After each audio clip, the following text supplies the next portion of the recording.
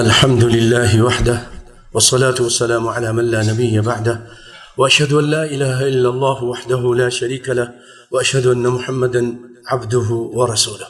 حضرات محترم سامعین مکرم بھائی اور دوستو، یہ حج کا موسم، لاکھوں آدمی حج کے لیے گئے اور لاکھوں روپے خرچ کر کے حج ادا کر رہے ہیں۔ حج کا جو اجر و ثواب ہے وہ سن لیجئے تاکہ آئندہ سال اللہ تعالی ہمیں اس کی توفیق دے دے۔ دل میں نیت کر لیں، اللہ آسان کرے۔ نبی کائنات صلی اللہ علیہ وسلم کے پاس کچھ لوگ مسلمان ہونے کے لیے آئے،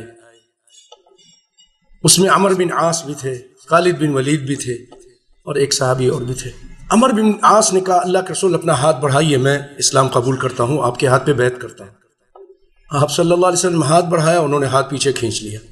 عمر، آپ نے کہا عمر کیا بات ہے؟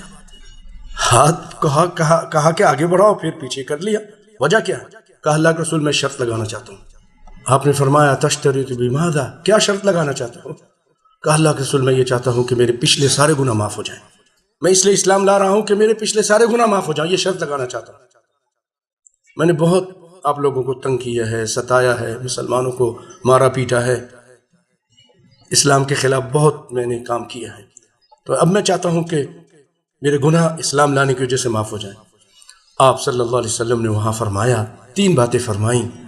اما علمت یا عمر، اے عمر تم کو نہیں معلوم ان الاسلام یہدم ما کان قبلہ، اسلام لانے کی وجہ سے وہ جو آدمی جو کافر تھا اس نے کتنے بھی گناہ کیے ہوں،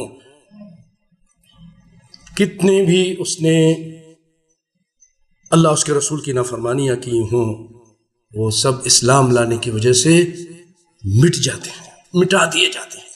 یہدم ما کان قبلہ، کتنا بڑا پاپی تھا وہ، لیکن اسلام لانے کی وجہ سے اس کے سارے گناہ ختم کر دیے گئے۔ اور فرمایا الحج یہدم ما کان قبلہ، حج کرنے کی وجہ سے بھی پچھلے سارے گناہ معاف۔ اللہ اکبر، پچھلے سارے گناہ چھوٹے ہوں، بڑے ہوں، کبیرہ ہوں، صغیرہ ہوں، اگر صحیح حج کیا ہے۔ آپ فرماتے ہیں صلی اللہ علیہ وسلم، بخاری مسلم کی روایت ہے، یہ متفق علیہ، من حج، جس نے حج کیا، فلم یرفث، جماع کی بات نہیں کی، جماع نہیں کیا، ولم یفسق، فسق و فجور گناہ کے کام نہیں کیے، رجع کیوم ولدتہ امہ، ایسے لوٹتا ہے جیسے آج اس کی ماں نے اس کو جنا ہے۔ جو بچہ آج پیدا ہوتا ہے بھائیو، کیا اس کے اوپر کوئی صغیرہ ہے؟ صغیرہ گناہ؟ کوئی کبیرہ ہے؟